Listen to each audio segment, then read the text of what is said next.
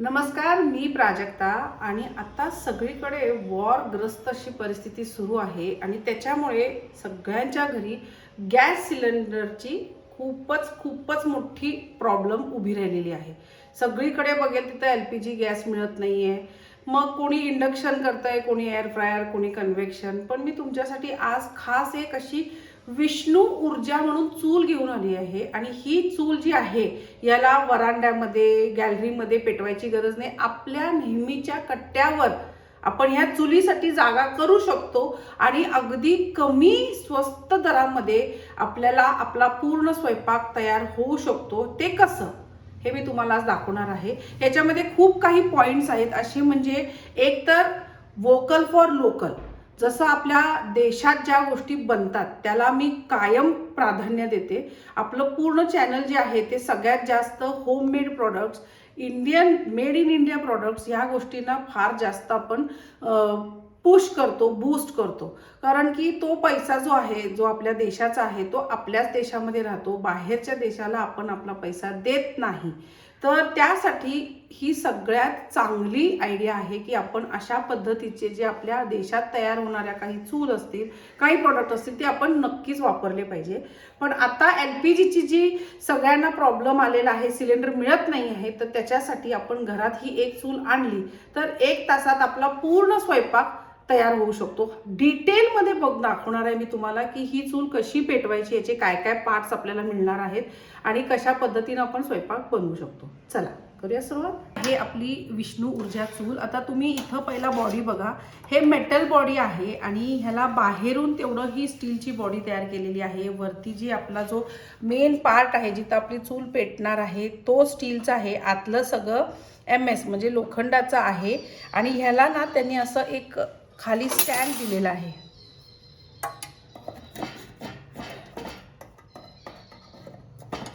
हे बघा, आता मी परवा स्वयंपाक केला होता त्याच्यामुळे ह्याच्यात अजूनही राख आहे। हे बघा, ह्याच्यामध्ये आपल्याला हे आपले जे बुलेट्स आहेत ते घालायचे आहेत।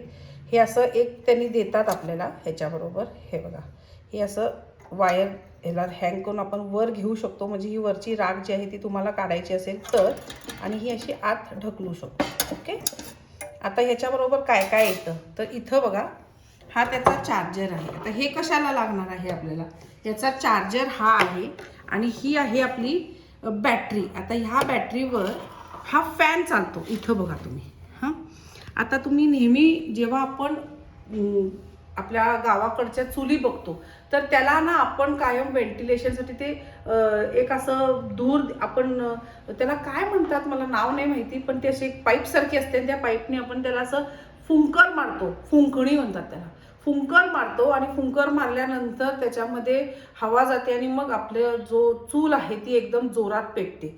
तर इथं आपल्याला तशी काही फुंकर घालायची नाहीये, त्याला ऑटोमॅटिक असा फॅन तयार केला आहे। आणि हा फॅन जो आहे याचं जे कनेक्शन आहे ते आपल्याला इथं लावायचं आहे बॅक साईडला। आणि ही जी बॅटरी आहे ही जी चार्ज होते ती ह्या चार्जरनी चार्ज होते आणि त्याचं कनेक्शन आपल्याला द्यायचं आहे इथं।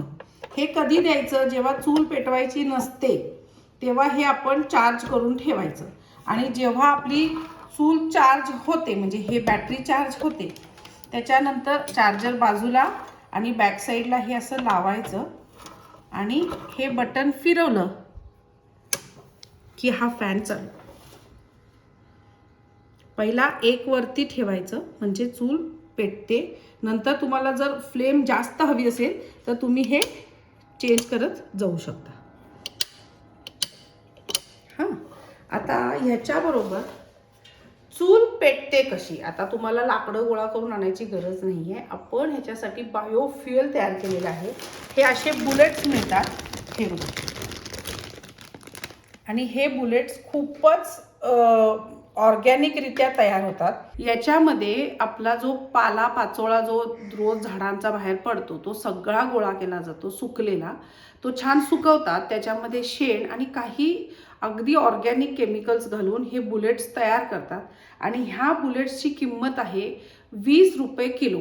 आणि जेव्हा आपल्याला ही चूल पेटवायची असेल तेव्हा जवळपास 750 ग्रॅम आपल्याला, जर म्हणजे खूप एक तासभर आपल्याला जर स्वयंपाक करायचा असेल तर 750 ग्रॅम आपल्याला याच्यामध्ये हे बायोफ्युएल लागतं.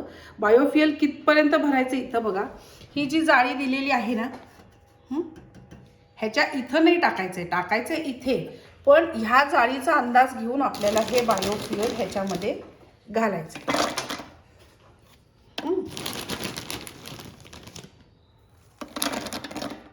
आता मला जास्त नाही करायचं आहे म्हणून मी थोडाच घालते. जर आपल्याला तासभर स्वयंपाक करायचा असेल तर मात्र आपल्याला इथंपर्यंत, ह्या लाईनपर्यंत आपल्याला हे फ्युएल भरायला पाहिजे. आता बऱ्याचदा काय होतं, चूल पेटवली की धूर होतो, वरचं सिलिंग काळं होतं. तर असं ह्याच्यामध्ये काही होत नाही. ह्याच्यामध्ये धूर जो आहे तो असा चुलीला जसा आपल्या डोळ्यात पाणी येतं इथपर्यंत धूर होतो, तसा काहीही धूर होत नाही. अगदी मंद असं ह्याचा धूर असतो, काही आपल्या डोळ्यामध्ये जळजळ होत नाही किंवा आपलं सिलिंग काळं होत नाही. पण हे पेटवल्यानंतर एक भांडं आपण कॉमनमध्ये ठेवायचं, जे पहिलं लावल्या थोडंसं काळं होतं. म्हणून एक भांडं आपल्याकडचं जुनं जे असतं ना, त्याच्यात पाणी वगैरे घालून अगदी सुरुवातीला ते ठेवून गरम करायचं, म्हणजे ते भांडं काळं जरी झालं. आणि समजा तुम्हाला तेही करायचं नसेल तर एका भांड्याला ना माती थोडीशी सारवून जर आपण ते ठेवलं आणि जसा आपला स्वयंपाक झाला आणि ते भांडं धुतलं, म्हणजे माती काढली की तो काळापणा जातो, म्हणजे हातालाही त्रास नाही. तर आता आपण ही कसं पेटवायचं ते दाखवते. आता हे बायोफ्युएल घातल्यानंतर ह्याच्यामध्ये पहिला थोडंसं तेल घालायचं, अगदी नावाला, एक पाव चमचा. आणि कापराच्या वड्या एक 2 ते 3 टाकायच्या आणि मग आपण ह्याला पेटवायचं.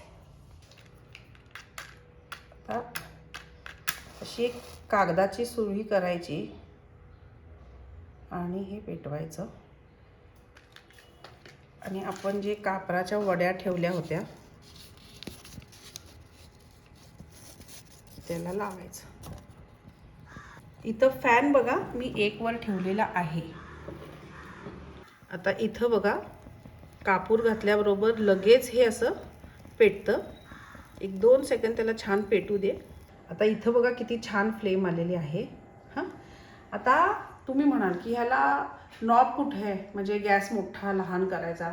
तर समजा तुम्हाला मोठं कुकिंग करायचं आहे, हां, बल्क कुकिंग, तर मी सांगितलं सगळं 750 ग्रॅम पूर्णपणे जर भरलं ना तर छान मोठी फ्लेम तयार होते. आणि कुकिंग करताना आपण एक पद्धतीनं जर गेलो, म्हणजे समजा कुकर आहे, पहिला कुकर, डाळ भाताचा कुकर पहिला ठेवायचा, कारण त्याला थोडं हाय फ्लेम लागतं.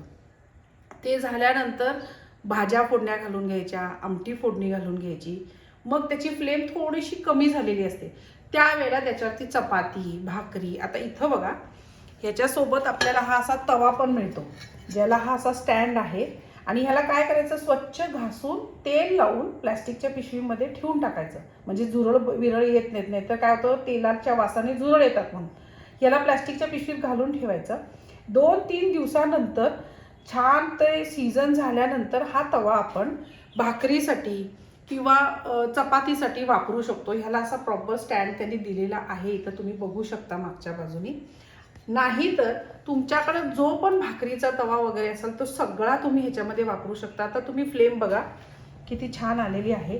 आता इथं मी तुम्हाला, हे माझं जुनं भांडं आहे स्टीलचं, जे ऑलरेडी असं काळसर दिसते, खूप जुनं आहे, म्हणजे जवळजवळ 30-40 वर्षापूर्वीचं भांडं आहे माझ्या सासूबाईंचं. तर हे आता इथं ठेवणार मी आणि ह्याच्यावरती आपण चहा करायचा.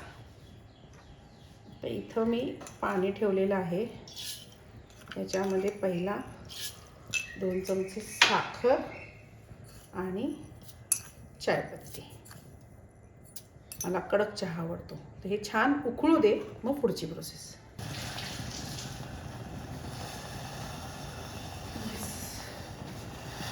हे बघ, आपण पुदिना चहा बनवतो आहे, त्यामुळे ह्याच्यामध्ये पुदिन्याची पानं माझ्या गार्डनमधली, हे छान उकळू दे. उकळल्यानंतर त्याच्यामध्ये मी दूध घालणार.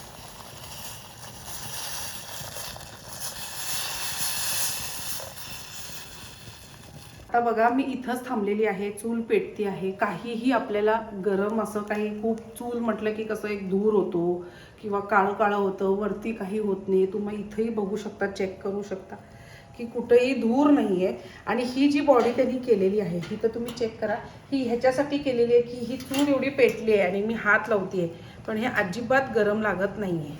हे सेफगार्डसाठी केलेलं आहे, कारण आतली चूल गरम आहे पण बाहेरनं हे गार्ड असल्यामुळं पटकन कोणी येऊन हात लावला तरीही गरम लागणार नाही. आता चहा उकळतोय. फक्त ह्याचा एकच काय आहे की आपण आपल्याला गॅस शेगडी जी आहे आपण गॅस बंद चालू करू शकतो, त्यामुळे पक्कड हातात पाहिजे. चहा झाल्याबरोबर उतू जाता कामा नये, पटकन उचलायला आलं पाहिजे.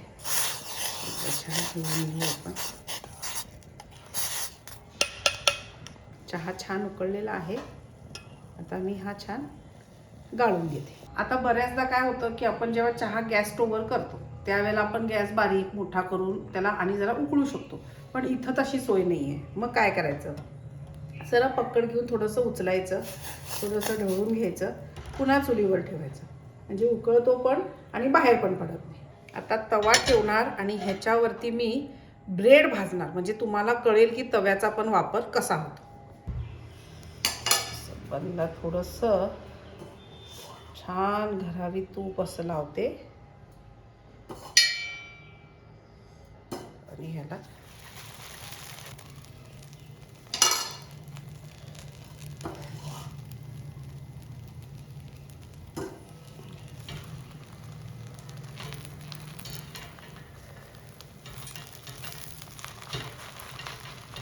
बास.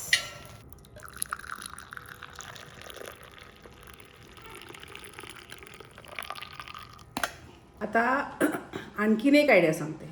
ज्यांच्या घरी गॅस गीझर आहे आता त्यांचे तर वांदेच आहेत, कारण सिलेंडर तर मिळत नाही आहे.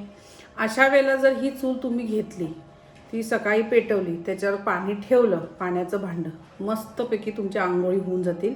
आणि उरलेल्या गॅस म्हणजे जे फ्युअल असेल त्याच्यामध्ये पेटत असेल, पुढे स्वयंपाक करायचा, म्हणजे एकाच चुलीमध्ये तुमचं सगळं काम होऊन जाईल, आंघोळीपासून ते स्वयंपाकापर्यंत. आता समजा ही चूल पेटतच आहे, शेवट संपले आपलं सगळा स्वयंपाक करू, मग काय करायचं, तर ह्याच्यावरती आपण सरळ एक मोठं भांडं पाण्याचं तापत ठेवायचं. पाणी छान उकळलं जाईल, ते तुम्ही नंतर पिण्यासाठी वापरू शकता. त्याच्यानंतर हा जो फॅन आहे हा चालूच ठेवायचा, जरी चूल विझली, चूल बंद झाली तरी फॅन चालू ठेवायचा, जोपर्यंत चूल ही पूर्णपणे थंड होत नाही. थंड झाल्यानंतर फॅन बंद करायचा. जर समजा तुम्ही तसं नाही केलं तर तो फॅन जळण्याची शक्यता असते. आणि बॅटरी जी आहे ती नेहमी आपल्या चुलीपासून थोड्या अंतरावर ठेवायची, खूप जवळ ठेवायची नाही. तर अशा पद्धतीनं तुम्ही ही विष्णू ऊर्जा चूल नेहमी वापरण्यात आणू शकता. म्हणजे आता LPGचा प्रॉब्लेम आहे म्हणून नाही, तर प्रत्येक घरामध्ये ही अशी चूल असायलाच हवी. गॅस शेगडीपेक्षा सुद्धा स्वस्त दरात आपल्याला, म्हणजे खूप कमी इंधन लागतं, खूप कमी खर्चामध्ये आपला स्वयंपाक तयार होतो आणि यूज करायला पण खूप इझी आहे. आता ही चूल मिळेल कुठे असा तुम्हाला प्रश्न असेल तर डिस्क्रिप्शन बॉक्समध्ये मी याचे सगळे नंबर दिलेले आहे. जवळपास याची किंमत 4000 ते 5000 रुपये आहे. आणि हे जे फ्युअल आहे बायोफ्युअल हे 20 रुपये किलोने मिळतं. त्याच्यामध्ये 750 ग्रॅम म्हणजे 1 किलो 20 रुपये, 15 रुपयेमध्ये तुमचा अखंड स्वयंपाक होऊन आणि एका माणसाची आंघोळ होईल इतकं पाणी तापलं जातं. हा सरासरी आम्ही जो वापर करून त्याचा संशोधन करून वापर करून काढलेला अंदाज आहे.